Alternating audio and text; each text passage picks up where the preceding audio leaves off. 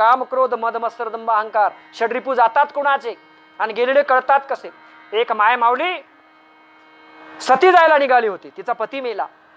पूर्वीची काळची ही प्रथा आहे. पती मेला, सती जायला निघाली होती. सरण पेटवलं तिनं, हिरवे वस्त्र अंगावर धारण केले, साडी हिरवं लुगडं नेसलं, पूर्ण चुडा हातामध्ये भरला, कपाळभर कुंकू घेतलं, हातामध्ये खण घेतला, नारळ घेतलं, बांगड्या घेतल्या, खणा नारळाची वटी घेतली आणि सती जायला निघाली. सरणावर बसणार बुद्धिस्वामी विरक्त महापुरुष होते, योगी होते. हो, रस्त्याने जात होते, लोकांची गर्दी जमलेली आहे. एक बाई सुंदर वस्त्र परिधान करून उभी आहे, सरण पेटवलेलं आहे आणि ही सुंदर वस्त्र परिधान करून निघालेली आहे. आता कुठं जाणार आहे? सरणावर जाऊन बसणार आहे आणि स्वतःचा देह त्याग करणार आहे. संत कुणाला म्हणतात लक्षात घ्या. संताचं अंतःकरण कसं तळमळतं. बुद्धिस्वामीने पाहिलं, रस्त्यानं जात असताना विरक्त महापुरुष जवळ आले, विचारलं बाईला, आई काय करतेस? महाराज, माझा पती गेलेला आहे, माझ्या जगण्याला अर्थ काय?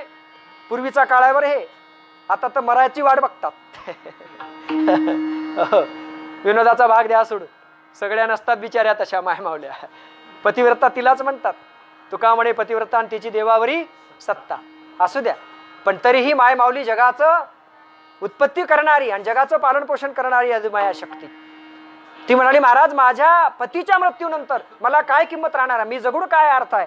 त्यापेक्षा मी मरणार आहे, सरणावर बसणार आहे आणि माझा देह त्याग करणार आहे. महाराज म्हणाले, बाई, हे तुला चुकवता येणार नाही का? बघा संत कसे असतात. दया आली. अरे तो मेला, त्याचं आयुष्य संपलं, पण तू का मरतेस? तुझं आयुष्य आणखी संपलं नाही. ती म्हणली, महाराज, आयुष्य जरी शिल्लक असलं तरी माझ्या जगण्याला आता कोण अर्थ देणार आहे? हा, नवदुर्गेची अवस्था काय बघा, लक्षात ठेवा. दिवसा ढवळे आया बहिणीवरती बलात्कार होतात, पाहणारे 5-50 असतात, पण कोणी तिला वाचवत नाही.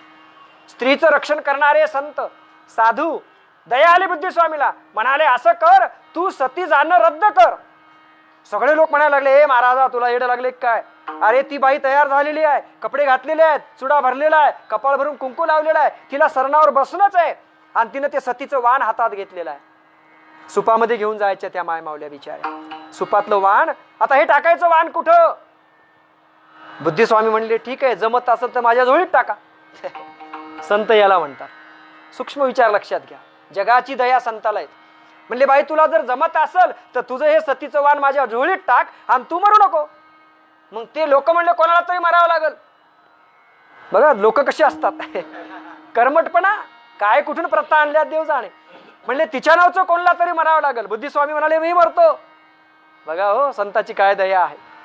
बुद्धिस्वामी म्हणाले, ठीक आहे, त्या माऊलीचं सतीचं वाण मी घेतो आणि मी तिच्या नावचं जातो, पण तिला मात्र जिवंत राहू द्या. शिवार काम क्रोध मद मत्सर लोभ मोह, देहाचा लोभ संतांना नाही महाराज. कोण दुसऱ्यासाठी मरायला तयार होतो? सक्का भाऊ भावाला मारायलाय, मुलं बापाला मारायलेत. संपत्तीसाठी, सत्तेसाठी कोण मरायला तयार होते? बुद्धिस्वामीने त्या सतीचं वाण आपल्या जोडीत घेतलं, वटीत घेतलं आणि त्या माऊलीला मुक्त केलं. आणि हे सतीचं वाण घेऊन बुद्धिस्वामी नंजुंडेश्वराच्या आश्रयाला पूर्णेच्या मठात आले. 850 वर्षापूर्वीची ही गोष्ट आहे. आणि त्या ठिकाणी महाराजांनी संजीवन समाधी घेतली. आणि सद्गुरू एवढे कृपाळू, परंपरेनं चालत आलेलं मठाचं नाव पंचपीठ परंपरेतलं असतानाही, त्या मठाला नंजुंडेश्वर मठ संस्थान हे नाव असतानाही, नंदिकेश्वर गुरुमाऊलीचं नाव असताना सुद्धा, मरुळाराध्य मठ नाव असताना सुद्धा गुरुमाऊलीने कृपा केली. बुद्धिस्वामी तिथे येऊन संजीवन समाधीस्थ झाले, भक्त होते. म्हणून महाराजांनी बुद्धिस्वामी मठ संस्थान हे नाव त्या शिष्याला दिलं. मग गुरु कोणाला म्हणावं बघा.